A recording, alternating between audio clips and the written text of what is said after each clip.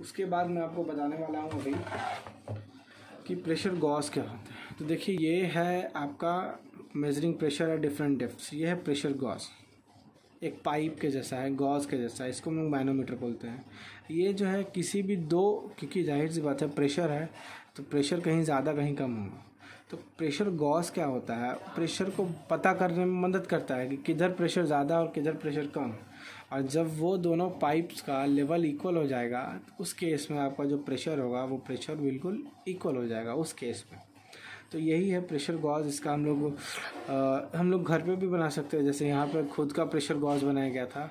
Machines भी आते हैं बहुत तरह के प्रेशर गॉज के रूप में, जिनका हम लोग यूज़ करते हैं बहुत तरीके से। तो ये था, ये जो पॉइंट मैंने बताया आपको, ये था लिक्विड्स के बारे में। लिक्विड्स कैसे प्रेशर लगाते हैं, कैसे मेज़र करते हैं हम उसके प्रेशर्स को, क्या है हम लोग को इसका यूज़ कैसे है, कैसे हम लोग प्रेशर गॉज यानी मैनोमीटर घर पे बना सकते हैं। तो ये था डिफरेंट पॉइंट्स। अब इसके बाद मैं आपको बताऊंगा अभी जो आपका जो नेक्स्ट टॉपिक है वो है आपका एटमॉस्फेरिक प्रेशर। तो देखिए, एटमॉस्फेरिक प्रेशर भी उतना कुछ टफ टॉपिक नहीं है, जाहिर सी बात है। सिंपल एक चीज़ बता दूं मैं, जो प्रेशर एटमॉस्फेयर के द्वारा लगता है उसको हम लोग बोलते हैं एटमॉस्फेरिक प्रेशर। अब देखिए तो हम लोग बात कर रहे थे एटमॉस्फेरिक प्रेशर की। एटमॉस्फेरिक प्रेशर क्या है, तो हमारे ऊपर या किसी भी ऑब्जेक्ट्स के ऊपर जो एयर कॉलम, हवा में जितने भी कॉलम है उनके द्वारा जो वेट लगता है ना, उनको हम लोग, उस चीज़ को हम लोग बोलते हैं एटमॉस्फेरिक प्रेशर। एटमॉस्फेयर के द्वारा प्रेशर लगाना। अब जैसे प्रेशर हम पे भी लगता है, ऐसे बहुत सारे ऑब्जेक्ट्स पे लगता है, तो वो सब प्रेशर लग रहा है तो हम लोग जैसे कह सकते हैं कि अगर प्रेशर लग रहा है हम लोग के ऊपर ज़्यादा, तो हम लोग क्रश क्यों नहीं हो जाते, उस प्रेशर के अंदर दब क्यों नहीं जाते। तो जैसे कि एटमॉस्फेयर हमारे ऊपर प्रेशर लगाता है या किसी भी ऑब्जेक्ट के ऊपर प्रेशर लगाता है, तो उतना ही सेम प्रेशर हमारा बॉडी भी एटमॉस्फेयर के ऊपर लगा रहा है।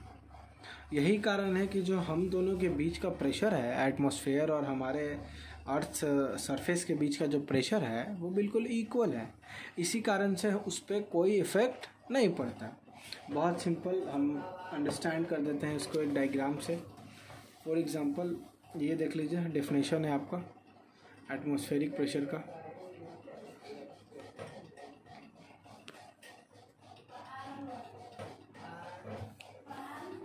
It is the pressure exerted by an object or an specific area by the weight of the air। अभी मैंने बताया डेफिनेशन इसका। फॉर एग्जांपल ये है एयर, ये है आपका एयर कॉलम। तो एयर कॉलम है, ये है आपका कोई भी ऑब्जेक्ट है या कोई भी ऐसा चीज़ है जो आपको यहाँ पर मैं आपको दिखाना चाह रहा हूँ। ये आपको दिख रहा होगा, ये है आपका कोई भी ऑब्जेक्ट या कोई भी एनीथिंग या कोई ह्यूमन बीइंग है मान के चलिए।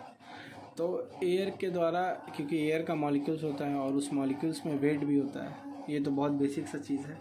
मैटर में आप लोगों ने पढ़ा होगा कि कोई भी ऐसा चीज़ जिसके पास स्पेस और जिसके पास मास हो वो मैटर होता है। तो एयर भी था, उसमें स्पेस भी था, मास भी था।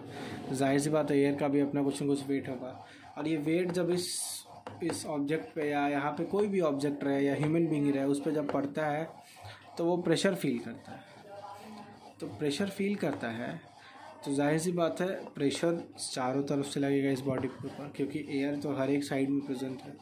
फिर भी ये क्रश नहीं होता, रीज़न है क्योंकि एयर मॉलिक्यूल्स के पास जो है स्पेस बहुत ज़्यादा होता है, इसका वेट बहुत कम होता है इसके रिस्पेक्ट में।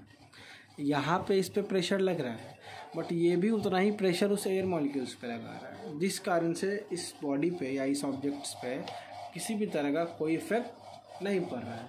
तो ये डायग्राम आप लोग बना लीजिएगा अपने कॉपीज़ में, इस तरह से थोड़ा डिटेल में बनाइएगा, थोड़ा ज़्यादा बारीकी से बनाइएगा, पॉइंट्स नोट कर लीजिएगा। डेफिनेशन भी आप लोग लिख सकते हैं यहाँ से, मैं आपको दिखा रहा हूँ। It is the pressure